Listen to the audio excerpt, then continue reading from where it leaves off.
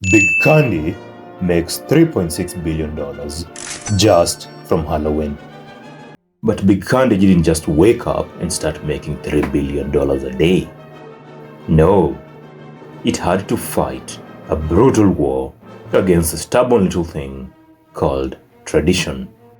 You see, giving candy to kids isn't actually a real Halloween tradition.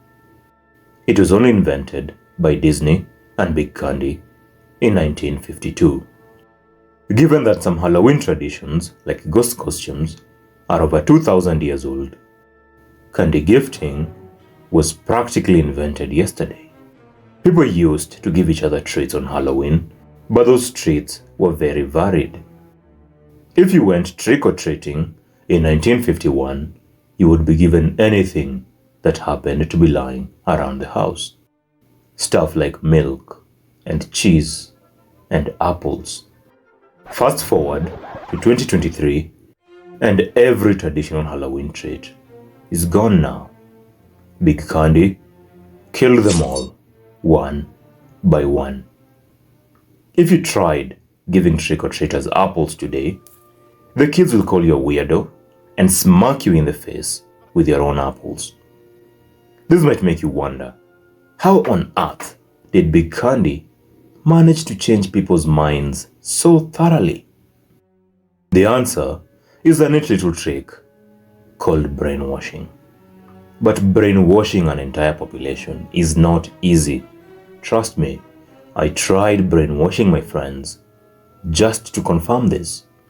I had to give up after I discovered that I have no friends. But you get it. Brainwashing people is incredibly difficult.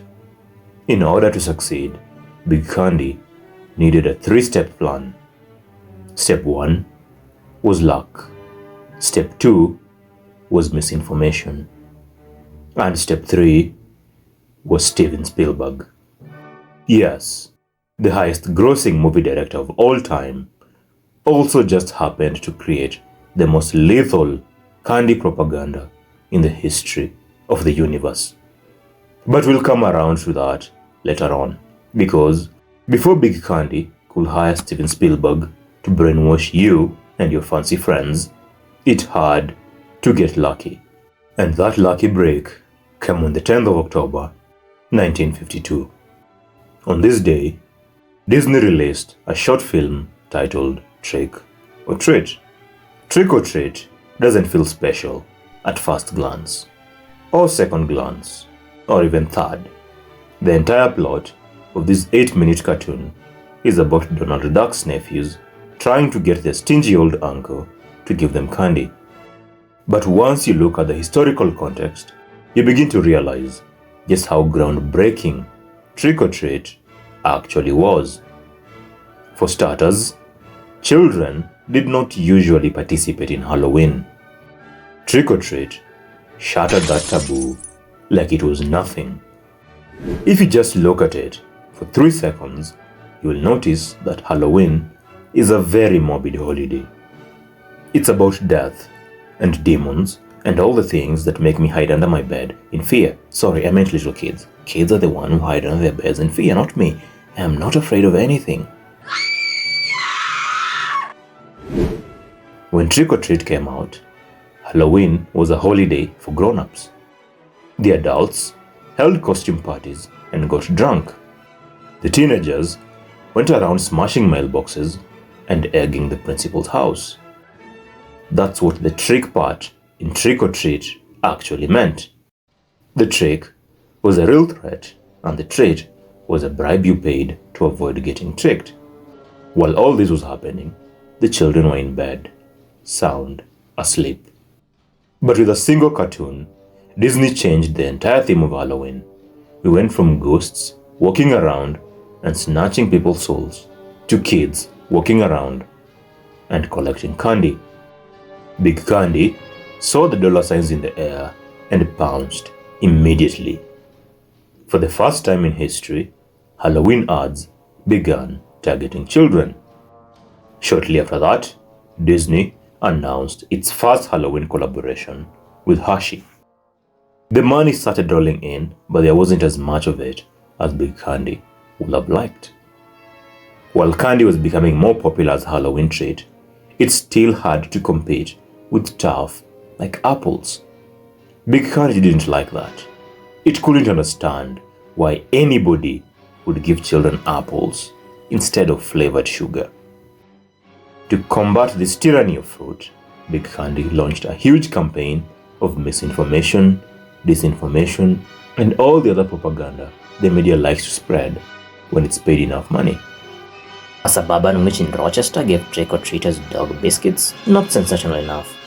Why not say she gave out poisoned cookies and make it national news, eh? Oh, you can't find anything bad to say about apples? No problem.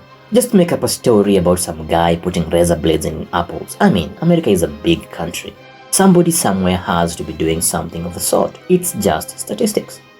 Throughout the 50s, 60s, and early 70s, parents were fed a steady stream of such stories.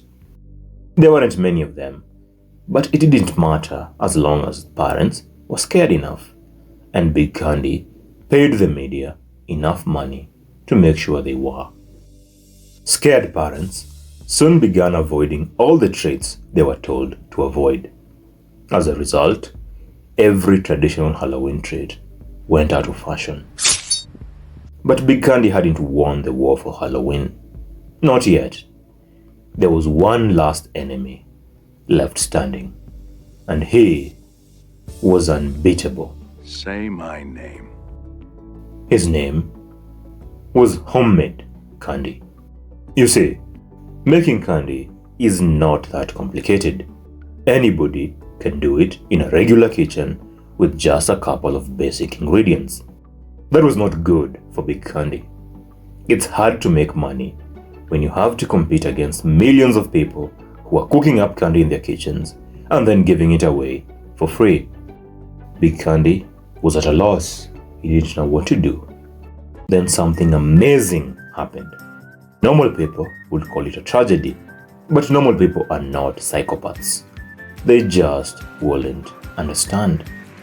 To Big Candy, this event was a miracle, and that miracle was the death of a child. Little Timmy O'Brien ate poisoned candy and died. But this wasn't a case of Halloween sabotage. Timmy O'Brien was killed by his own father. Timmy's dad was deep in debt, and he decided that poisoning his son for the life insurance money was a good idea. But it wasn't a good idea because it was formed in the head of a complete idiot. He got caught immediately and got sentenced to death. Big Candy, however, spread a very different version of this story. It blamed the whole poisoning on homemade candy. Parents were told that homemade candy was unsafe and easy to poison. Homemade candy was actually innocent. Timmy's dad poisoned his son's pixie sticks, which is a factory-made candy, by the way. But Big Candy wasn't going to let silly little facts ruin a perfectly profitable opportunity. Big Candy's puppets in the media told parents to avoid homemade candy if they wanted to keep the children safe. Parents were told that factory-sealed candy was the only safe option. The key word here is factory-sealed. Can you see what they did there?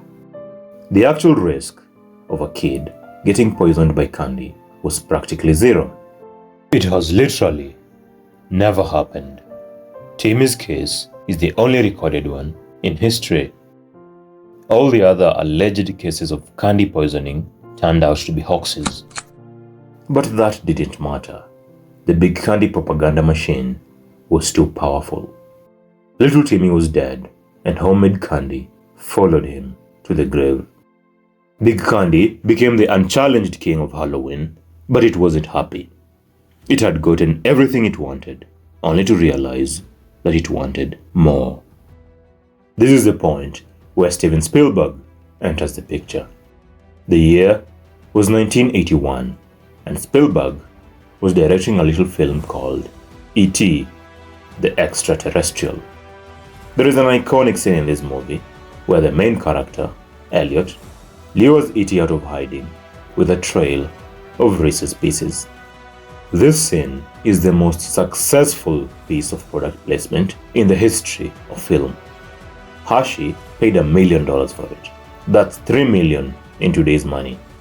The return on Hershey's little investment was phenomenal. At the time, Reese's was a failing candy brand, and Hershey was considering discontinuing it entirely. But after E.T. was released, sales of Reese's Pieces exploded.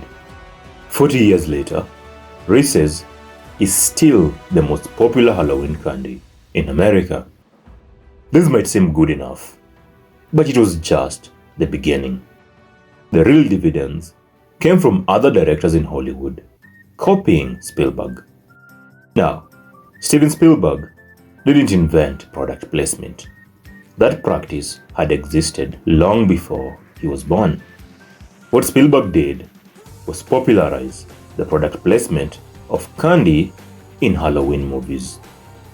The success of his collaboration with Reese's Pieces led to a scramble of candy placements in every single movie or TV show with a Halloween storyline. As all these Hollywood copycats competed to outdo each other for product placement money, they ended up inventing the candy hall. You see, candy halls were just not a thing back then.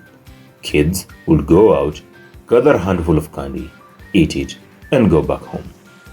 But thanks to Hollywood, it became normal for kids to go trick-or-treating with buckets and just stuff them full of candy.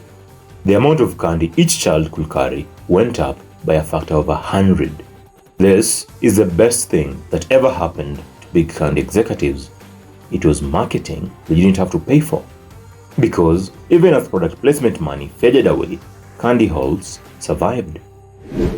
Writers and directors of Halloween movies and TV shows today always have children going trick-or-treating and returning with a mountain of candy.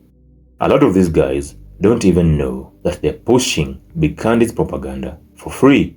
They're all just copying someone who copied someone who copied Steven Spielberg. And the general public doesn't question the practice of candy halls either. Why would we? Every Halloween movie we have watched over the past 40 years has drummed the idea of candy halls into our heads over and over again. Candy halls have simply become part of our culture. A culture where every household in America is buying 7 pounds of candy every Halloween. And that number keeps increasing every year because candy halls are now the most important part of Halloween. And that, my friends, is how Big Candy stole Halloween. It fed us the same message over and over again until we stopped questioning it and simply accepted it as our reality. So, how much money are you donating to Big Candy this Halloween? Leave a comment down below.